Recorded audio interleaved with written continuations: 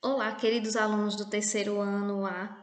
Aqui é Luzanira, a professora de artes, e hoje nós vamos falar sobre a Semana de Arte Moderna, ou a Semana de 22. Antes de mais nada, vamos entender em que contexto histórico a Semana de Arte Moderna se passou. Primeiro, aqui no Brasil estava se comemorando o centenário da independência, o fim da Primeira Guerra Mundial, o Brasil começava a se industrializar, a chegada de diversos imigrantes europeus e a arte brasileira estava sofrendo influência das vanguardas europeias. Então, tudo isso contribuiu para que acontecesse um diálogo no âmbito das artes. A Semana de Arte Moderna ocorreu do dia 11 a 18 de fevereiro de 1922, no Teatro Municipal em São Paulo.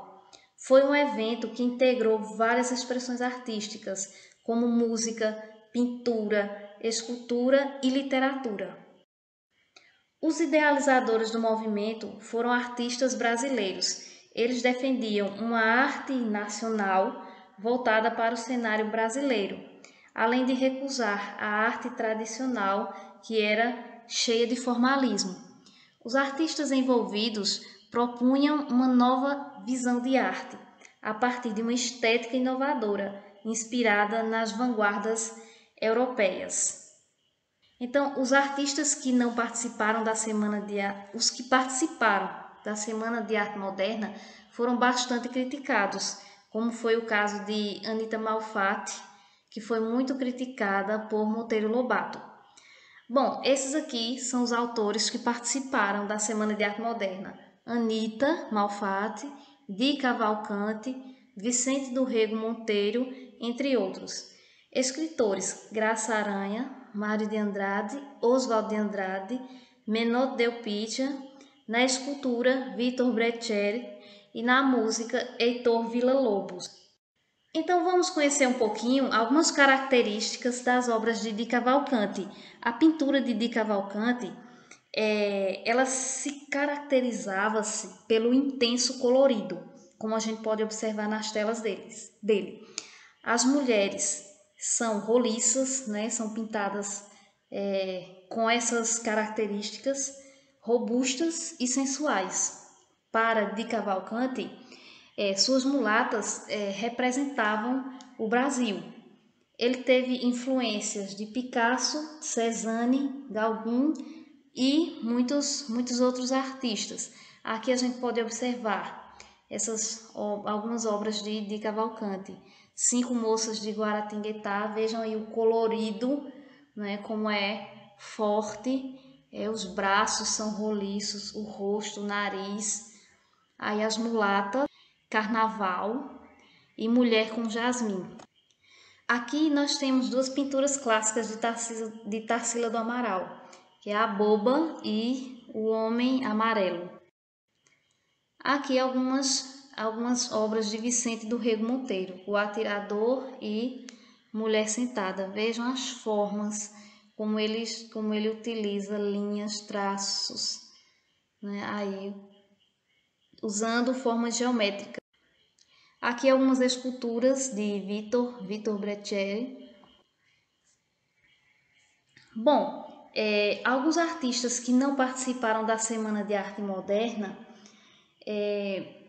passaram a fazer parte do cenário nacional, que foi o caso de Tarsila do Amaral, Ismael Neri e outros. Tarsila do Amaral sofreu influência do cubismo e sua pintura dividia-se em três fases: a fase pau-brasil, a fase antropofágica e a fase social. A primeira fase, chamada de fase pau-brasil, as pinturas, como a gente observa aí, exaltava a natureza tropical, os tipos humanos, as cidadezinhas brasileiras, e ela utilizava cores caipiras: azul puríssimo, rosa violáceo, amarelo vivo e verde. Ela também utiliza elementos aí das formas geométricas, como a gente pode observar, traços, linhas, retângulos, círculos, como a gente pode observar aí nessas obras de Tarsila do Amaral. A segunda fase, chamada de antropofagia, inicia-se com a tela Abaporu, que é essa que nós estamos vendo. Então, antropofagia ganha esse nome por conta de um manifesto criado por Oswald de Andrade, isso na literatura. Então, a antropofagia defendia que a arte deveria ser totalmente brasileira, ou seja, nada de estrangeirismo, né? Tinha que ser voltada para o cenário brasileiro, totalmente brasileira. E ela caracterizava-se por formas gigantescas, por deformações, poucas cores e apelo ao fantástico, ao mágico, ao sonho. Como a gente pode observar aí algumas imagens, algumas telas de Tarsila: Sol poente, antropofagia e a lua. A terceira fase social teve pouca duração. Aqui nós temos um quadro, com um tema social, um quadro clássico chamado Operários. Esse quadro foi pintado em 1933.